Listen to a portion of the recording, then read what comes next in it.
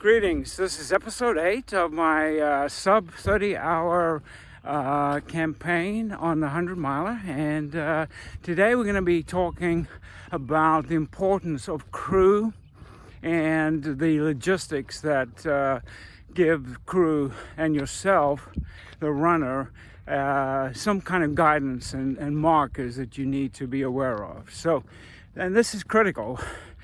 Crew is gold. When you have a good crew of pacers and minders, it can make all the difference in your run and whether you're successful or not.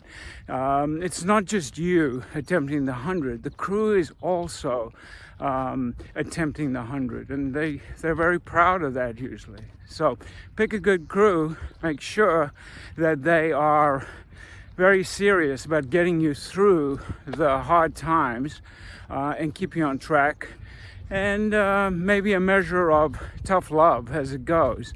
Some of the blogs warn against people choosing family members who maybe don't have a lot of experience with the hardships that come with 100, and in some cases when the going gets tough, they want to take care of you. They want to make sure you don't get hurt, and so maybe the tough love isn't there. It's too much love. But most people who take part in crewing are pretty serious. So as long as you outline expectations and make sure that they know what they're getting into. It's really tough to crew overnight. When it gets colder, it's pitch dark, you might be out in the middle of nowhere and you're waiting for hours sometimes for your runner to come by. So, and at that point you're going to be on. So it's really a labor of love. So anyway, just a caveat here. I am going to focus on crew and logistics as it relates to the a successful attempt at the 100 on a looped track. And the loop ideally should be 8 miles or less. And for my guiding document, there are a lot of people who, and probably most people, who do end-to-end point-to-point races, and that's a very different kind of crewing mentality, and the logistics are very, very difficult. So, but again, I'll focus on the short loops here.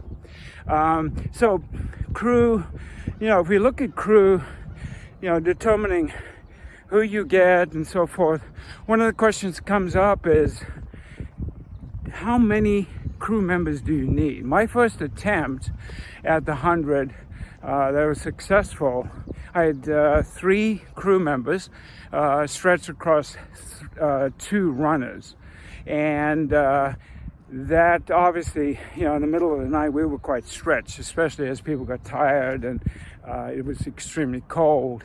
On my second successful attempt, I had 2 crew members, and they were exclusively focused on me, the runner.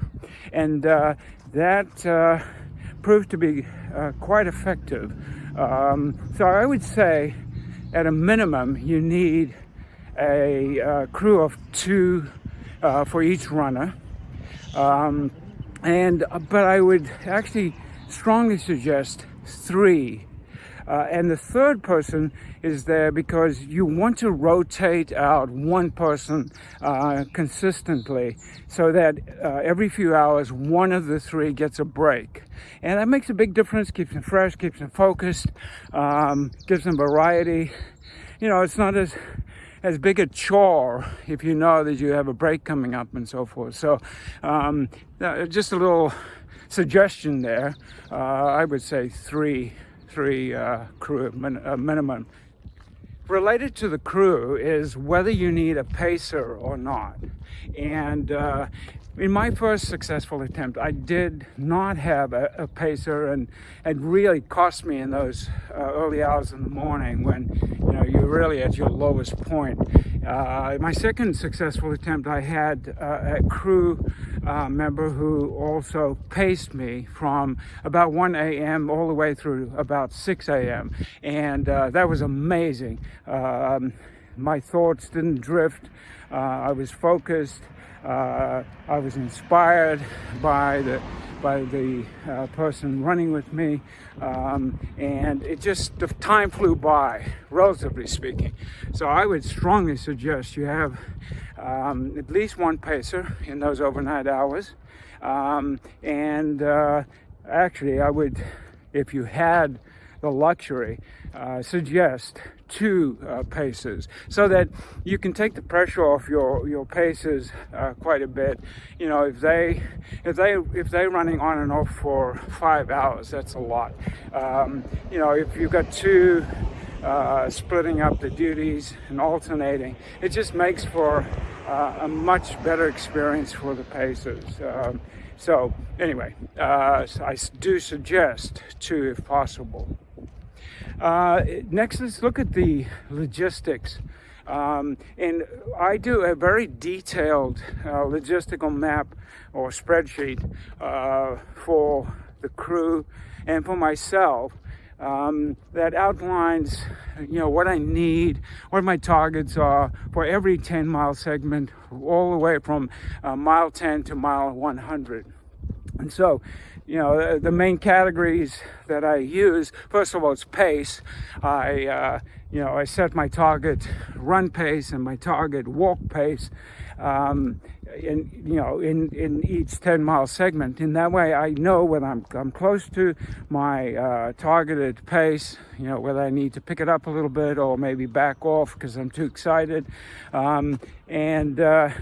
My crew also knows if I'm getting into trouble, especially as we're getting to the later hours, and they can then practice tough love or maybe encourage me to stay on target, or just remind me that I'm straying a little bit.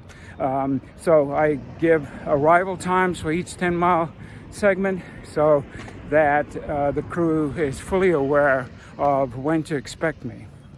The other thing that I do is I might call ahead if I am drifting from that time, and give them an alert. So beyond just the pacing, I also outline, when I'm going to need electronics. Am I using music in that 10-mile segment? Do I need batteries swapped out? Do I need batteries charged?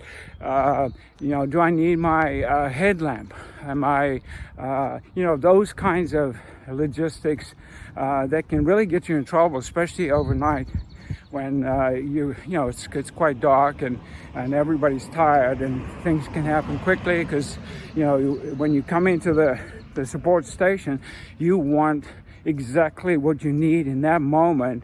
And of course they call 100-milers grumpy runners. So anyway, the spreadsheet gives people an advance warning of what to expect in any given 10-mile segment on the electronics as well. But beyond electronics and pacing and so forth, I also outline what I'll need for clothing in that segment. Are we getting into colder times in the early evening? Am I going to shed some clothing as it gets warmer during the heart of the day?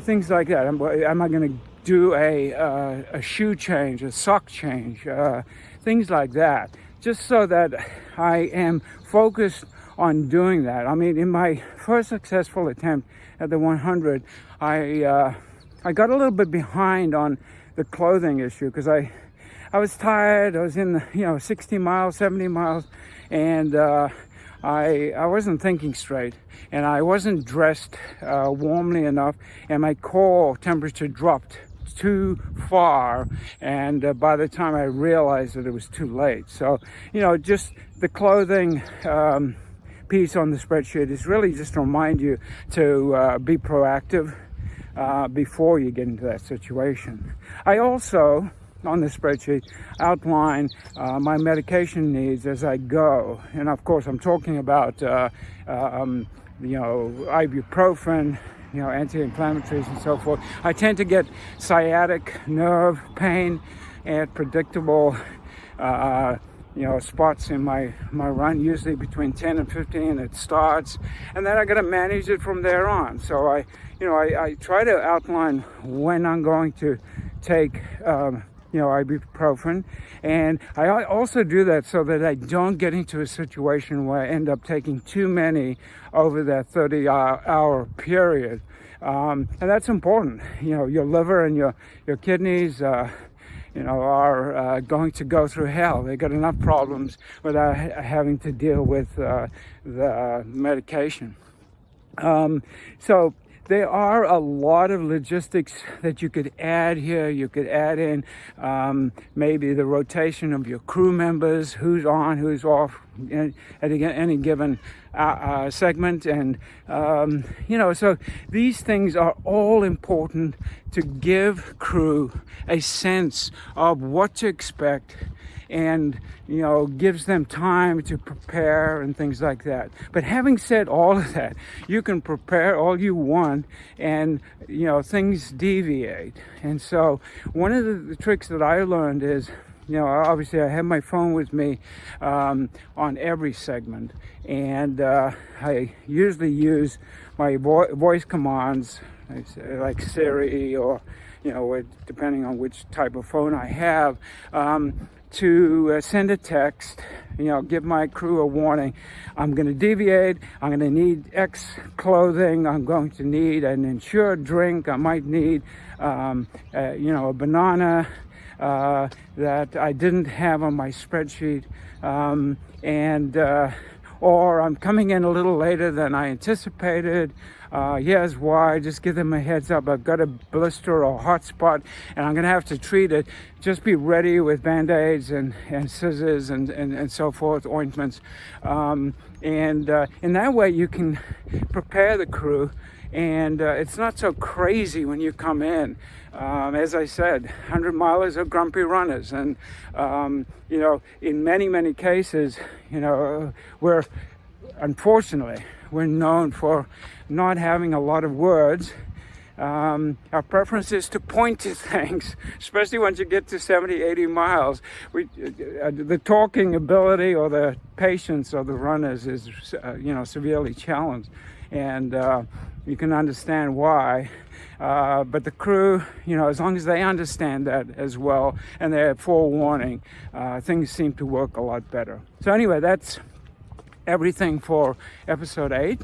And so stay tuned for episodes 9 through 12 upcoming, and make sure that you subscribe, and we'll get you through this. Don't forget, the race is going to be December 29th and 30th in Phoenix, Arizona. If you want to join me, let me know. Have a great week.